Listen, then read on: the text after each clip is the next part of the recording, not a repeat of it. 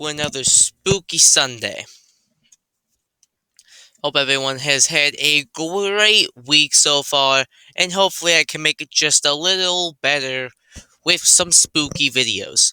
And it's getting into spooky season, so we're fitting the theme. Now, as always, we're going to be giving it on a scale of 1 to 10 on a scary scale. So, video 1, video 2, and video 3 will have a out of 10 score. And yeah, let's see what video is the scariest to me. Make sure to leave your ratings of each video in the comment section as well. And let's get into it.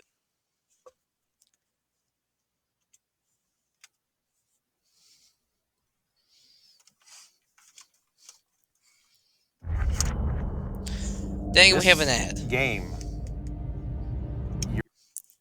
Now I decide what audio gets played.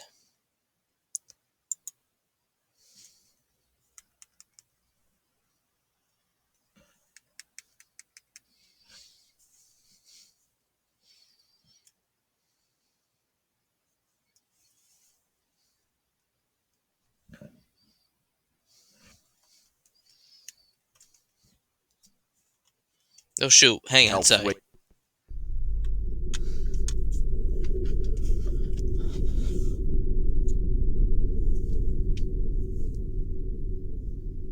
Before heading to my local community college for classes, I like to wake up at around 5 in the morning for a brisk morning jog. It helps clear my head and definitely helps wake me up so I can focus in class. When I first started doing this, it was a huge hassle, but over time I grew accustomed to it, and it's now a highlight of my day. However, as time went on, I found myself becoming quite uncomfortable. Not in a physical sense, but more so it was like my fight or flight instincts began kicking in seemingly at random. I'd whip my head around to see if anybody was following me or even peeking at me through the wooded park in which I ran, but couldn't see anybody. It didn't help that it was dark either, so even if there was somebody creeping in the dark, there was no way I could tell. As an extra precaution, I started carrying around some pepper spray in order to fend off any would-be attackers. But as time went on and that eerie sensation occurred more and more, I just couldn't bring myself to run anymore. A friend of mine, Daniel, a self-proclaimed runner himself, told me that I shouldn't worry about it. He said that the mind plays tricks on oneself when it can't see things clearly, especially in the dark. After being reassured by him, I decided to give jogging another go. So today, like any other day, I slapped on some black leggings, tied my hair up in a ponytail, put on my kicks, and set my music volume to full blast and headed out. Okay, we're gonna give you all a piece of advice not to get stabbed or kidnapped while jogging or running or walking. Never have both, if you have Bluetooth earbuds, never have both in. Always have one in. Because if you have both in, music up so you can't hear anything, someone can come, stab, stab, you're dead. Someone can come up, chloroform rag over the mouth, bam, you're dead. Or kidnapped them, something worse than death. But don't die and be stupid. Out the door. I felt fantastic at first and was loving the cool breeze and crisp morning air. But then, about halfway into my jog, a tall and hooded figure stepped out onto the path in front of me. Quickly, I pulled out my pepper spray and yelled at the person to leave me alone. The person quickly pulled down their hood, revealing themselves to be Daniel. I sighed with relief as he approached and laughed at how funny it was that we ran the same path. I expressed to him that I felt safer knowing he was around. Daniel, however, stepped a little too close and gave a crooked smile. He said that of course I was safe with him, as apparently I had been safe with him for weeks. The realization of what he meant quickly dawned on me, as his hands began to creep their way around my waist. I screamed at him to let me go and prepared to spray him, but he slapped it out of my hand and proceeded to grab my throat.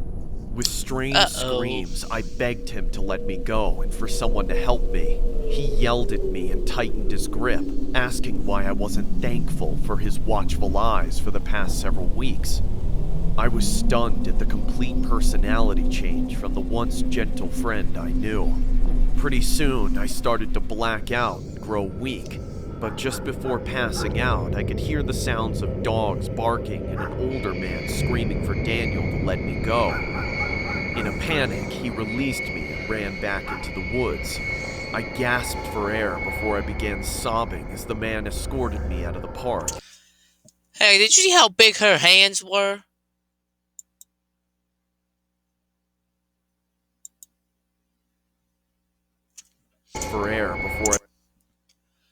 Look at those clamps of hands. Look how thick they are. You're missing some fingers. I began sobbing as the man escorted me out of the park and brought me straight to the police station.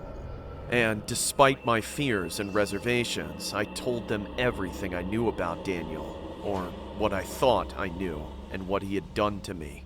They immediately sent a patrol car out and told me that everything would be okay. The next day, I heard Daniel never showed up to class. He had been arrested several hours later after I left the police station and confessed to everything with a disgusting amount of self-righteousness. He was recorded as saying, "She needed me. Only I can protect her. Who knows what could have been hiding in those woods?" It took me a while to feel comfortable going back to school, and even then, my trust in people was never the same again. I guess even the ones you were close to can snap, just like that, at any time. Whoo! Seeing how true that is and how easy something like that can happen, we're gonna give that a good 7 out of 10. Alrighty. What's the next video? A close call.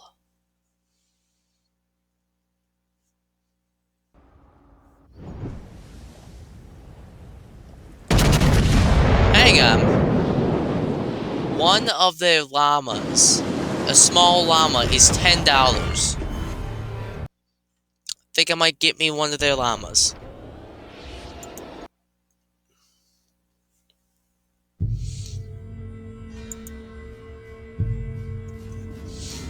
I had just reluctantly returned home from an extended vacation trip to Japan. After experiencing delicious food beyond compare, a beautiful country, and spending time with amazing people. Needless to say, I was a bit depressed about coming home.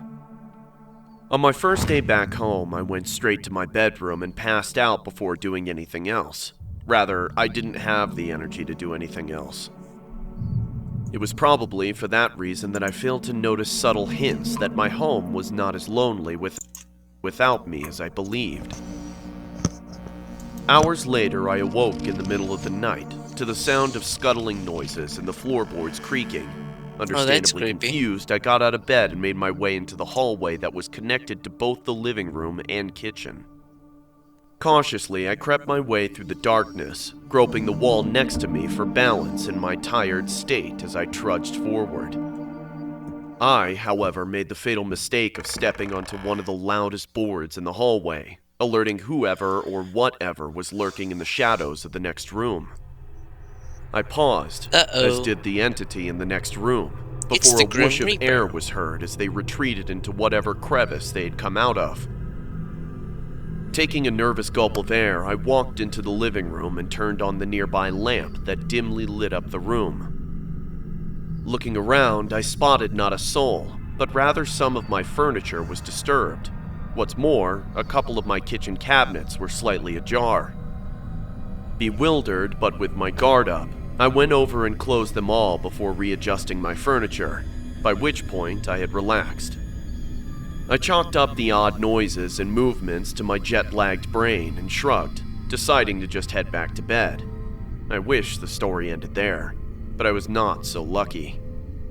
Before entering the hallway to my room, I saw that the large metal covering to the air vent above the couch was missing. You got a broken window too there, buddy. That window seems fairly broken and shattered. Room, I saw that the large metal covering to the air vent above the couch was missing. Peering up at it, I mumbled, "What the?"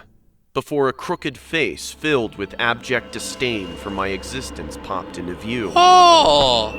Startled, I fell to the ground and began crawling away, as I heard the man begin screeching incoherently as he dropped down onto the couch. I watched in horror as his joints cracked beneath his raggedy hoodie and heavily stained jeans. He stared at me, silent now, before brandishing a knife out of his back pocket and pointed it towards me. My house now! Mine! Mine! You left it! It's mine! He shouted with a slurred voice as he charged towards me. I hurriedly crawled towards my room and slammed the door behind me and locked it as he started jabbing his blade into the door, yelling at me to die.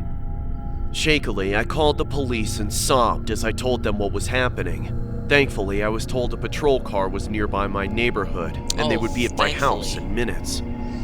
I stayed on the phone and picked up a baseball bat just in case that deranged cretin broke down my door.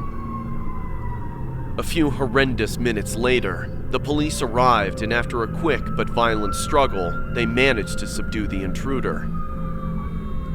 After locking him in the back seat of the patrol car, the cops investigated my house and found that the man apparently had been living there while I was gone. But not just that. Apparently, he'd been staying at my house without me noticing for a few months.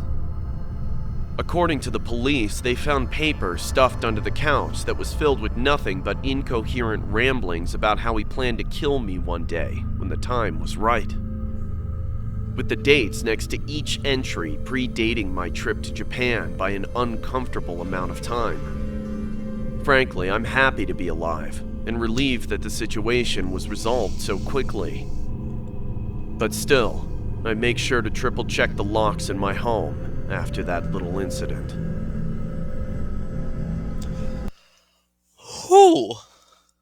Okay, we're gonna bump that to a 9 because that's a little scary. So all someone has to do is literally just break a window. Like, ignore this, they just gotta, bam, break that window. Moving on to the third and final one, then I'm probably going to rearrange some things in my office. Alrighty.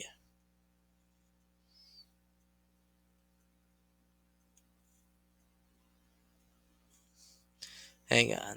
We're going to head over to just the channel. It's just the channel.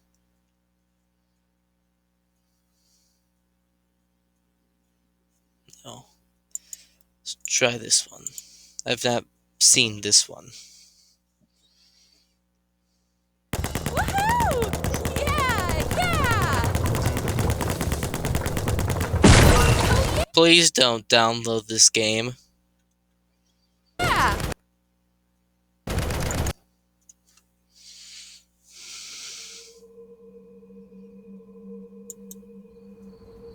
It was Halloween night, and I was home alone. I had planned to spend the evening watching scary movies and eating candy, but I started to feel uneasy as the night went on. I tried to rationalize it away, telling myself that it was just the spooky atmosphere of the holiday, but I couldn't shake the feeling that something was wrong.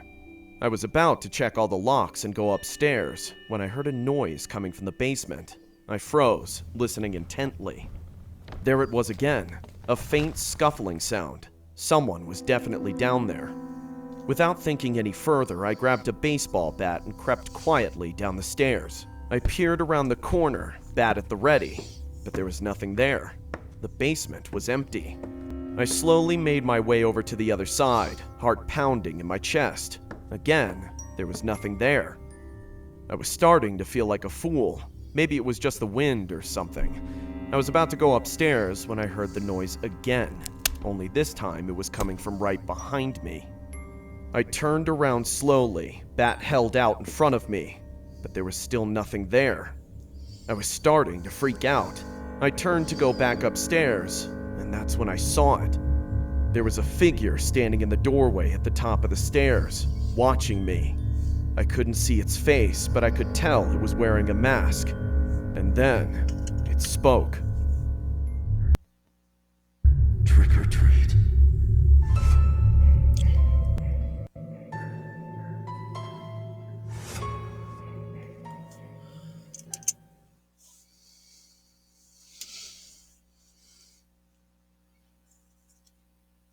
Well, not that scary of videos, but they are still pretty scary and bone-chilling.